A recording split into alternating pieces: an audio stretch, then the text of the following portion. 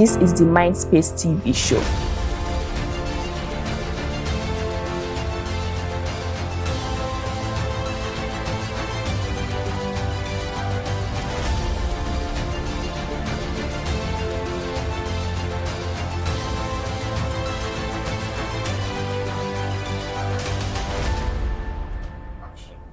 Welcome to another interesting episode of the Mindspace TV show.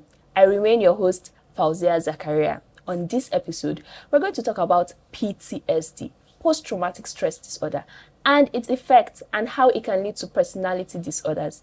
We have a seasoned clinical psychologist, an expert, a lecturer, and a researcher that is going to talk us through this topic. Believe me, you have a lot to learn. But before we get on it, we'll go on a short break. Stay tuned.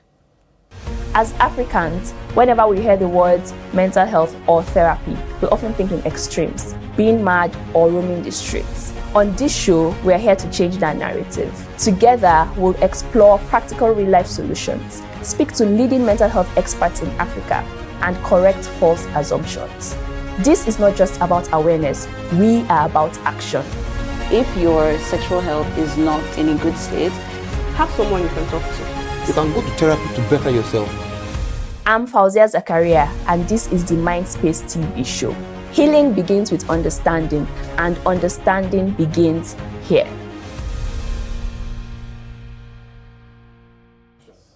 Welcome back to the Mindspace TV show. I remain your host, Fauzia Zakaria. Today, we're talking about the connection between PTSD and personality disorders, and we have a seasoned clinical psychologist, a lecturer, and a researcher here to speak about this topic. Welcome, Dr. Dennis Uba. Thank you for having me. Can you give us a bit of introduction about yourself? Let us know a little more about you. Okay. My name is Dr. Dennis Uba Donald. I am a clinical psychologist.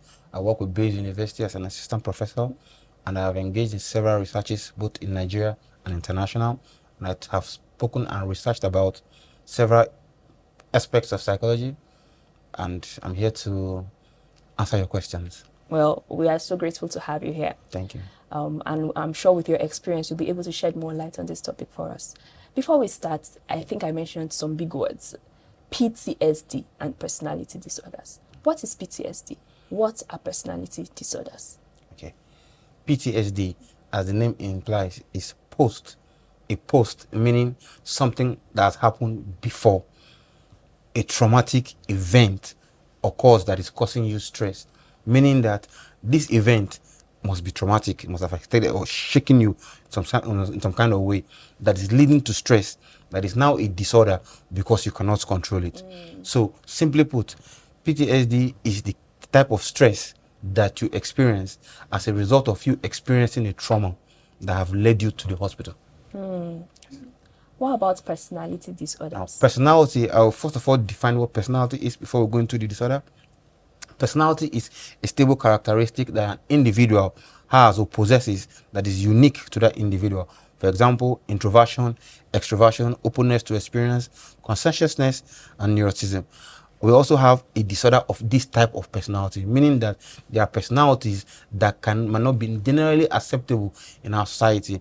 So it's against our norm for you to behave in a certain kind of way or to show a stable characteristics over a period of time. So personality disorder is a spectrum of disorder that come as a result of a personality that is not generally acceptable in the society in which you live. Okay. So having a personality that is not acceptable, that is seen as unusual or bizarre, what causes these things? What causes this post-traumatic stress disorder? You said something, trauma must have happened before. So what sort of trauma causes this PTSD? And what sort of thing would cause your personality to, divert from what is acceptable by your society? Okay. Like most other psychology phenomena, they have to do with nature, nurture. That means your environment as well as the biology. Yes. Genetics, what you come up with. Yes. For some people, personality becomes a problem because it has some genetic linkage. Yes. Okay. There are some genetic predispositions that people have. For example, if you notice, if your father reacts in a certain way in certain situations. Maybe Yes. maybe a father is under pressure, he lashes out and stuff like that. There are tendencies that the children too might pick one of these habits and start to show it or start to Yes. develop it, and it's become enduring over time. But for PTSD generally has to come as a result of a traumatic event or something, an experience that must have happened to you. Okay. So, what sort of traumatic events do you think will cause PTSD? For example, we have accidents. If you are in a very bad auto crash, Yes. or you are flying on you are flying in the plane and there's a crash, Yes. or you are living in an environment and there's an earthquake, or abuse. Okay, like a case where you are being abused by your father. You have cases of where fathers sleep with their children, incest, that can lead to trauma. You can have situations where relatives, okay, abuse other relatives because they are living together, or issue of maltreatment where you have somebody, a ward, helping you at home and you maltreat the person, you underfeed the person, underfed and undernourished. So this kind of things can lead to different types of traumatic events. For some, which is mostly common, is for veterans who go to war. So when you go to war, when you are exposed to all the trauma, all the bombs and all the shootings, you might come back and being what we call shook. So when you are in shook, like an eggshell, shake your frame, shake your mental state, then you find it very difficult to adapt back into the society in which you came from. So that is where therapy comes in. So after somebody must have experienced something traumatic, the person can undergo therapy. After that therapy, the idea of the therapy is just to change the way you think and make you reabsorbable into that same society so that you can fit in and live your normal life. Okay. What about personality disorders? What sort of experience, whether in your childhood or in your adulthood, what sort of experience will make you have a personality that is deviating from what is acceptable by society? Like I said before, there are things like nature and nurture that tends to affect our personality. Most of the questions that come out as a result of this question you asked me, most people have been asking this kind of question, it's common in research, is personality stable? Is it a stable construct? Does our environment, does it change our personality? Wow. But if we go by the definition and we say that personality is a stable characteristic, Yes. if it's a stable characteristic, then if it changes, it's no longer personality. But there's research that is telling us that personality too can change. Yes. Which is true. And I will explain why. It is actually not it's not controversial, Yes. but it's more or less a matter of understanding.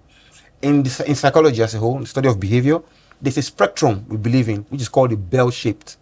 The normal behavior is in the bell shape.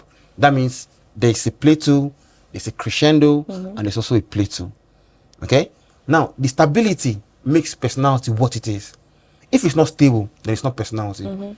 But your environment, situation, or circumstance can change your personality. Okay. What does it mean? If you are, for example, introverted, you like Yes.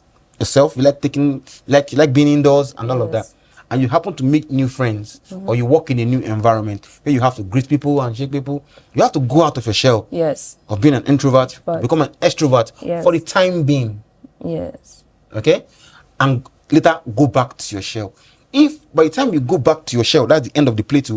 If you go back to your shell, it's personality because it's stable, but it has some vibrations because of situational or circumstantial factors. But you still go back to your personality. And there's something I would like to clear up. There's no personality that is absolute, like most people think. Yes. Personality doesn't have to be, you can't say this person is extroverted or introverted. You can only say that this person is extroverted most of the time. The person is introverted most of the time, but not all the time. Not often. You are not absolute. That's why personality is in a continuum. Thank you. Okay. And I think I really agree with that because, you adapt as human beings, you adapt. And if you're an introvert and for some reason you have to be in a space where you have to be an extrovert to work towards a goal, of course, your personality will change, but then you can always come back into yourself. Okay, but what these personality disorders, it seems like there are various types. Is it something that is just one? What are the types of personality disorders? There are several personality disorders that probably this program won't take if I begin to list them one by one. Of course. But the common ones are borderline spectrum disorder. There's borderline personality disorder. There's avoidant. Okay, for the borderline, just simply means the person cannot react to emotional states very well. Okay, he has this emotional dysregulation. Okay, but for the avoidant, means when the person is in an uncomfortable situation, the person isolates. That's why it's called avoidant. The person isolates him or herself. Yes. But borderline is a total breakdown of emotional responses. Okay, so someone with borderline cannot respond emotionally to situations and things. Yes. And then someone's avoidance will just isolate themselves instead of confronting. Okay. We have people like that. If you look closely, you must have seen in your environment or in your family. I even want to ask the question because I joke a lot that when it comes to situations, I like to avoid things, right? So what is the difference between someone who just likes to avoid wahala and then it's becoming a personality disorder? What's the difference between someone who, there are some people that it's really hard for them to show emotions when they are confronted with situations. You can't really see the emotions on their face. So what's the difference between that person and then that person having a personality disorder? Beautiful. Personality disorders are disorder. You don't necessarily have to have a mental health problem to have a personality disorder. Okay, but it can be classified as such because for you to have a diagnosis of a personality disorder, you must have seen a psychiatrist. Yes. You must have seen a psychologist to develop to that. So you must toe that line. But the fact here is this: for personality, when it comes to personality and mental health states, it does not really differ, or it doesn't really matter what type of personality that person is showing at the time. But sometimes it is good that person understands exactly what is going on in their world. What makes it a problem is when that behavior or that particular personality disorder is beginning to affect that person's performance in terms of work, relationships, and significant others around him. That is when it becomes a problem. Okay. Otherwise, people have different kinds of personality. Yes. For example, one popular one is psychoticism, that is very, very close to impulsivity. It is a known personality that we know with people who steal. Yeah, people who steal tend to be very impulsive. That's why if you watch movies, you see them doing like this. They just pick because something they're impulsive. They act on the spur of the moment. But we've also known that this same impulsivity is a very important personality for high achievers. So at what point does it become a disorder, and at what point does it become normal?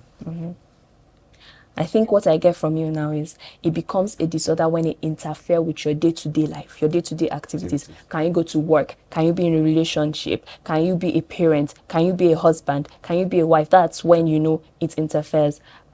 We're still on with Dr. Dennis Uba, and he's still going to teach us about the connectivity between PTSD and personality disorders, and we'll concentrate on that right after the break. Don't touch that dial. Welcome to Candid Conversations. This is that show that offers unfiltered glimpse into the real stories of some of today's most impactful leaders. In a world that often celebrates the final products of success, Candid Conversations takes you behind the scenes to uncover the personal struggles, doubts, fears, failures that have shaped the leaders we admire today. In each episode, we sit down with people who have made their mark across different industries: media, politics, entertainment, business, entrepreneurship, and beyond. And we have honest, thought-provoking conversations around their personal and professional journeys. The goal of the show is simple. It is to go beyond the accomplishments and accolades and uncover the raw, emotional stories that rarely make the headlines. My name is Blessing Okebe, your host, and this show is coming to you live from Universal TV Africa. Let's get into these conversations.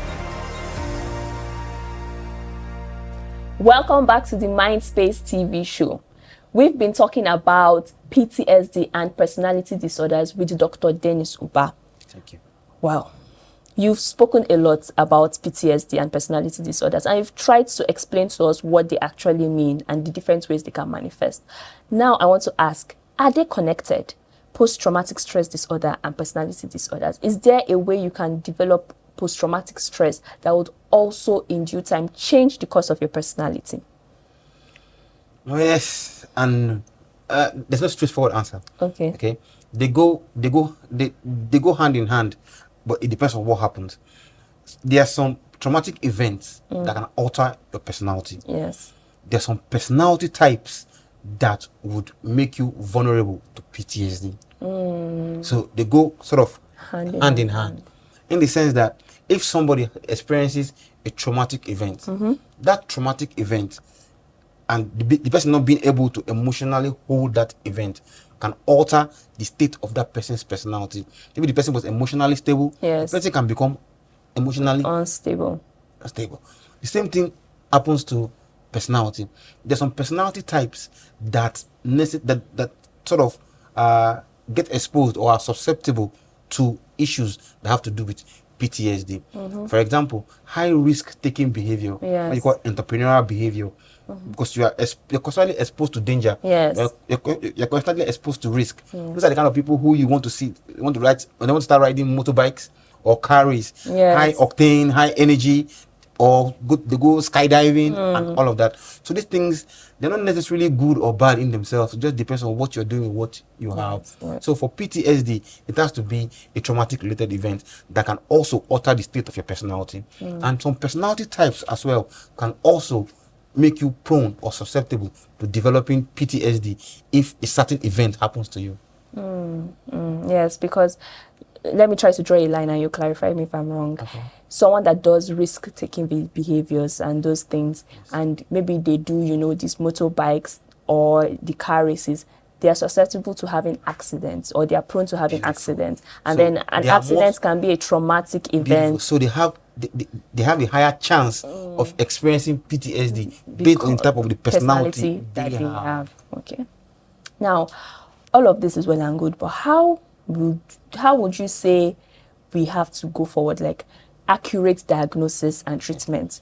How important is accurate diagnosis, especially in the area of personality disorders, right? And how would you go about treating PTSD and personality disorders? The field of psychology is all about personality. Yes. Basically, you're looking at behavior as it is being manifested in different types of personality. Yes. So you say, I know this personality type. This personality type is prone to. Yes. You know this personality type. This personality type is prone to. So the diagnosis of personality can be very, very tricky and complex. Yes. That's why you need a professional. That's why you need to go for therapy. Yes. Now, if this therapist, you have made this therapy, you have consulted the therapist, they will develop diagnostic criteria, which is already available, but not available to the general public. Yes. It's available to experts because you don't get these things off the shelf. You have to be licensed to access them. So when these diagnostic criteria are being fully established, you can easily know what type of personality we are talking about here and what type of personality you are talking about here. There's no singular individual that has one personality type. It's usually a potpourri Mix. of different types of personality types in varying degrees. Oh, yes. We tend to say that personality is like the tongue. The tongue is designed to taste sugar, salt, bitter, and sour, right? Yes. But it's not as if there are sections of the tongue that does this thing. Just where the more cells are concentrated that is tied to salt is found at the base of the tongue. Okay. That's the way personality is. So you might have more of this and less of that, more of this and less of that. So this will make up the entire person. Yes. That's where the personality spectrum comes to play. Okay. So how about PTSD? Okay. PTSD is sort of a diagnosis on its own. Yes. And it's something that's happened after trauma had happened to you. So what sorts of therapy or medications or treatments are offered to people with PTSD? Like personality, Yes. like PTSD. Yes. Both of them can be helped. Both of them can be managed. Both of them can be treated using cognitive behavior therapy or dialectic behavior therapy. Okay, or trauma-faced cognitive behavior therapy. These are therapies that are tied or tailored to suit people who have been exposed to traumatic events. This therapy will expose them to their negative events and gradually expose them to things or how they should think about that event. Because in PTSD, the problem here is the way they think or interpret the event that has have happened. occurred. Let me give you a typical example. If I drop this cup Yes. and it shatters, I didn't say anything, no noise, and I dropped this cup and I screamed. The same cup, the same shatter, but different reactions. Yes. Okay, my shouting doesn't stop me from the cup from breaking. Yes. Neither That does was my silence. neither does silence. So that is where the basic difference comes in. That's where this analogy comes in. So it's very, very important Okay. to understand these things. You mentioned therapies. You said CBT, Yes. Dialectic behavior dialectic therapy, behavior trauma therapy, focused. and trauma focus. Can you tell us a bit about some of these therapies? CBT just simply means cognitive behavior therapy. Yes. It was developed by Albert Ellis in the 19th century. He's an American. This is basically a 6-section therapy where the therapist makes the individual comfortable, being able to divulge information. You find out the history of the individual, the medical history of the individual, the stories of the individual, that maybe the person has been in an accident before, or the person have not been, the kind of childhood the person has, the type of parents the person has. Was this child born premature? Was he, when he was birthed, was it normal? All of these things, all of this information make up the behavioral therapy. Then maybe at the third or fourth session, the therapist will now tailor specific treatment plans, whether it's controlled breathing, coping strategy, relaxation breathing, or systematic breathing. Each of these things, based on the kind of situation anyway, then the person will now start doing these things over time. It's not really a fast run process, it's a gradual process. At the end of the day, you will change the person's negative thoughts into positive thoughts that the person will see instant, or if you like, immediate results. Something that you said that I found very interesting, you said, was the baby born premature and how did they birth the baby? So these things actually affect someone's mental health later on? Yes, you'll find that research has shown that children whose parents have preeclampsia is hypertension During that pregnancy. comes with pregnancy. They tend to have autistic children. Yes, they tend to have ADHD, children with learning disabilities like ADHD or dyslexia. So it's common in that population. Okay. But research is still ongoing. But that's the direction in which we are seeing right now. Okay. Can you give us what would you say are the signs and symptoms that you see yourself and your loved one and you'll be like, this person is probably having, or this person is probably experiencing post-traumatic stress disorder, or this person is experiencing a personality disorder, and what would you advise that person to do immediately they notice these signs and symptoms? One of the ways if you will find out or identify early somebody who has PTSD symptomology is erratic mood. They can go from high to low, soft to hard, noisy to very, very melancholic. Yes. So this erratic behavior, these mood swings that happens in between is something you want to watch out for. Yes. For some, maybe what is triggering their traumatic stress could be the sight of a gun or a bullet or a violent movie.